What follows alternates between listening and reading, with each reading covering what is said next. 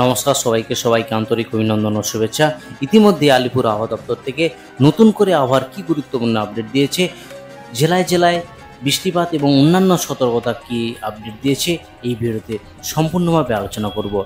আজ সকাল থেকে রোদ ঝলমলে ওয়েদার ছিল গোটা কলকাতা সহ দক্ষিণবঙ্গের একাধিক জেলা। শরতের ছেঁড়া মেঘেও দেখা মিলেছে, কিন্তু বিকেল থেকে কি বদলে যাবে আবার পরিস্থিতি? নতুন করে তৈরি হওয়ার নিম্নচাপ ভয় ধরাচ্ছে। আজ সকাল থেকে কলকাতার আকাশ ঝলমলে, বৃষ্টি হয়নি বৃহস্পতিবারও।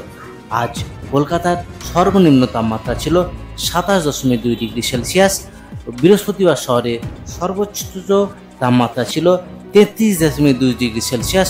উভয় ক্ষেত্রে তাপমাত্রা স্বাভাবিকের চেয়ে সামান্য বেশি ছিল।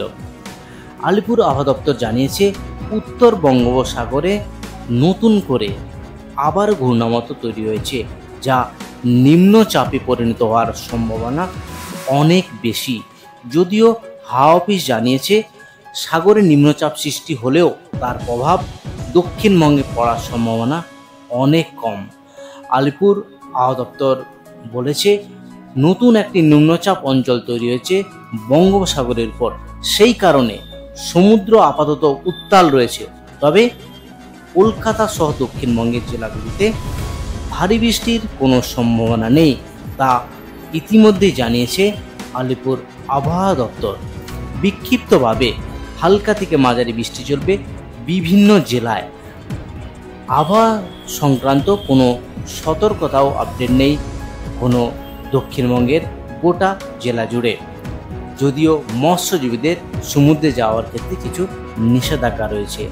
আলিপুর হাওয়া অফিস জানিয়েছে, শুক্রবার থেকে আগামী কয়েকদিন দক্ষিণবঙ্গের সব জেলাতে বিক্ষিপ্তভাবে হালকা থেকে মাঝারি বৃষ্টি হতে পারে। বজ্রবিদ্যুৎ সহ বৃষ্টির পূর্বাভাস রয়েছে কোথাও কোথাও, কিন্তু আবার কোনো সতর্কতা আপাতত নেই। উত্তরবঙ্গে কয়েকটি জেলায় বৃষ্টির সতর্কতা রয়েছে। আবহাওয়া দপ্তর জানিয়েছে, শনিবার এবং রবিবার বজ্র বিদ্যুৎ সহ বৃষ্টি হতে পারে দার্জিলিং, জলপাইগুড়ি, কোচবিহার, কালিম্পং এবং আলিপুরদুয়ারে। এই জেলাগুলিতে দুদিনের মধ্যে হলুদ সতর্কতা জারি করা হয়েছে। তবে বাকি জেলাগুলিতে আপাতত কোনো সতর্কতা নেই। বজ্রপাত নিয়ে সাবধান থাকতে বলেছে আবহাওয়াবিদরা। আবারও বলি, আলিপুর আবহাওয়া দপ্তর থেকে নতুন যে আপডেট এসেছে, তাতে একটি নিম্নচাপ অঞ্চল তৈরি হয়েছে বঙ্গোপসাগরের উপর। সেই কারণে কলকাতা সহ দক্ষিণবঙ্গের একাধিক জেলাতে হালকা থেকে মাঝারি বৃষ্টির শুধুমাত্র সম্ভাবনা রয়েছে। ভারী বৃষ্টির আপাতত কোনো সম্ভাবনা নেই। তার প্রভাব দক্ষিণবঙ্গের জেলাগুলিতে পড়বে না।